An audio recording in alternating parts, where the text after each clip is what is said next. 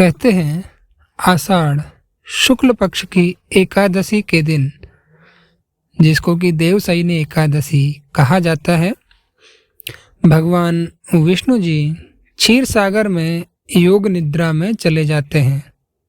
उस दिन से 4 महीने का चातुर्मास शुरू होता है। इस दौरान सभी मांगलिक कार्य, शादी, गृह प्रवेश आदि जो है वर्जित रहते हैं। यहाँ पर एक चीज़ स्पष्ट करना चाहूँगा कि कुछ पर्व होते हैं, जैसे विजयदशमी हो गया या फिर कार्तिक शुक्ल पक्ष की प्रतिपदा हो गया, या जो अन्य पर्व होते हैं, इन दिनों में मांगलिक कार्य हो सकते हैं, लेकिन मूल रूप से जो चातुर्मास होता है, इन चातुर्मास में मांगलिक कार्य वर्जित रहते हैं। तो इन 4 महीनों के बाद कार्तिक मास की शुक्ल एकादशी के दिन भगवान विष्णु अपनी योग निद्रा से जागते हैं। यह दिन देवोत्थानी एकादशी के नाम से जाना जाता है, या इसको प्रबोधिनी एकादशी भी कहते हैं। इस दिन से संसार के सभी मांगलिक कार्यों की शुरुआत हो जाती है। और वैसे तो इस दिन पर काफ़ी कथाएं प्रचलित हैं। आज मैं आपको मूल रूप से यहाँ पर राजा मानधाता के धर्ममय राज्य की कथा सुनाने जा रहा हूँ, जो कि विशेषतः इसी प्रबोधिनी एकादशी पर आधारित है। यहाँ पर इसमें जो कथा में हमने कुछ श्लोकों का यूज किया है, तो इन श्लोकों को हमने स्कंद पुराण, पद्म पुराण और वैष्णव खंड से लिया है। तो कथा की शुरुआत करते हैं। बहुत समय पहले सूर्यवंशी वंश में एक धर्मात्मा राजा हुए, जिनका नाम था राजा मानधाता। वे सत्यप्रिय, न्यायी और विष्णु भक्त थे। स्कंद पुराण में एक श्लोक आता है, धर्मेण राज्यम संचक्रे सत्यव्रतः सताम वरः।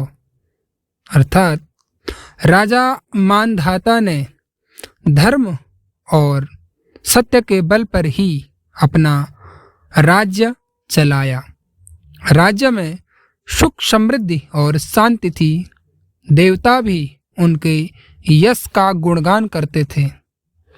एक बार राज्य में लगातार 3 वर्षों तक वर्षा नहीं हुई।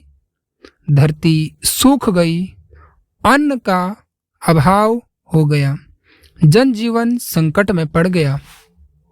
इस पर राजा काफ़ी परेशान हुए।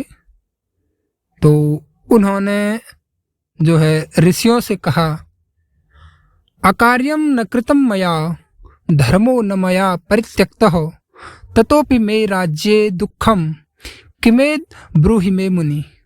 स्कंद पुराण का ही यह श्लोक है। तो राजन कहते हैं, हे मुनिवर, मैंने कोई अधर्म नहीं किया, फिर भी मेरे राज्य में यह दुख क्यों है? इस पर महर्षि अंगिरा ने राजा को उत्तर दिया, हे राजन, यह तुम्हारा पाप नहीं। भगवान विष्णु इस समय योग निद्रा में हैं।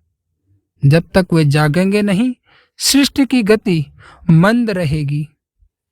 तो यहाँ पर जो है अंगिरा ऋषि ने उन्हें समझाया, आषाढ़ शुक्ल एकादश्याम निद्राम आस्थाय माधवः कार्तिके शुक्ल पक्षांते प्रबुध्यते जनार्दनः। स्कंद पुराण का ही यह श्लोक है। भगवान विष्णु आषाढ़ शुक्ल की एकादशी को सोते हैं और कार्तिक शुक्ल की एकादशी को जागते हैं। महर्षि ने कहा, हे राजन, कार्तिक शुक्ल एकादशी को व्रत रखो, पूजा करो और भगवान को प्रार्थना करके जगाओ। इस पर राजा मानधाता ने विधि से व्रत किया, स्नान करके तुलसी, दीपक और पुष्पों से भगवान विष्णु जी की पूजा की। पद्म पुराण में एक श्लोक आता है, तुलसी पत्रः समर्च्येनम दीपः पुष्पः फलेन च कार्तिके शुक्ल पक्षे तु प्रबोधयेत् जनार्दनम। रात्रि में उन्होंने शंख बजाया और भावपूर्वक कहा, उत्तिष्ठोत्तिष्ठ गोविंद, उत्तिष्ठ गरुड़ध्वज, उत्तिष्ठ माधवाक्रांते, त्रैलोक्यम मंगलम कुरु। हे गोविंद, हे गरुड़ध्वज, उठिए, जागिए और तीनों लोकों में मंगल कीजिए। राजा की भक्ति सुनकर ब्रह्मांड में नाद गूंजा, वर्षा आरंभ हो गई। एक दिव्य प्रकाश प्रकट हुआ। भगवान विष्णु प्रकट होकर बोले, प्रबुद्धोऽहं तव भक्त्या मानधाता नरसत्तमं, वर्षं करिष्ये धर्मं च प्रजाते सुखमेधति। हे श्रेष्ठ पुरुष मानधाता, तुम्हारी भक्ति से मैं जागा हूँ। अब वर्षा होगी और प्रजा सुखी होगी। राजा ने भगवान विष्णु की आरती की और संपूर्ण प्रजा के साथ भगवान की स्तुति की। तो तब से यह परंपरा चली आ रही है। देवताओं ने कहा, अब से हर वर्ष इस दिन भगवान विष्णु का प्रबोधन किया जाएगा। यहाँ पर एक और श्लोक आता है स्कंद पुराण में, तस्मात् प्रबोधिनी प्रोक्ता कार्तिकस्य एकादशी शुभा, यह कुर्यात् ताम नरो भक्त्या स याति परमाम गतिम। इसलिए कार्तिक शुक्ल पक्ष की एकादशी को प्रबोधिनी कहा गया। जो व्यक्ति इसका व्रत करता है वह परम गति प्राप्त करता है। वैसे तो कई कथाएं हैं, लेकिन यह कथा हमें काफ़ी कुछ सिखाती है। मूल रूप से जब भगवान विष्णु योग निद्रा में होती है तब सृष्टि की जो गति होती है वो मंद हो जाती है, और जब वो जागते हैं तो जीवन में पुनः प्रकाश आ जाता है। निद्राम त्यज हरिर्भक्त्या प्रबुद्धो य प्रसीदति, तस्मै जनाय लोकेस्मिन् सदा श्री स्यान संशय। पद्म पुराण का ही यह श्लोक है। जो भक्त भगवान को भक्ति से जगाता है उस पर सदा लक्ष्मी की कृपा रहती है। वैसे अगर देखा जाए, यह एकादशी केवल भगवान विष्णु के जागरण का पर्व नहीं है, बल्कि हमारे भीतर सोए हुए धर्म, प्रेम और चेतना को जगाने का प्रतीक है। इस दिन उपवास, तुलसी विवाह, दीपदान, भक्ति के साथ भगवान को उठो देव जागो देव कहकर प्रार्थना करनी चाहिए। और मंत्र आप यहाँ पर या तो नोट कर सकते हैं या फिर अपने हिसाब से भी हर कोई जो है पूजा वगैरह जो विधि विधान से है वह करते हैं।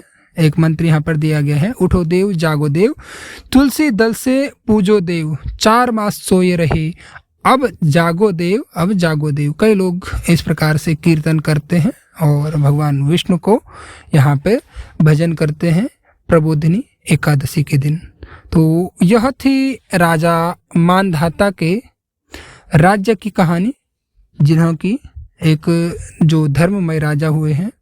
आपको यह कहानी कैसी लगी आप हमें कमेंट करके ज़रूर बताइएगा।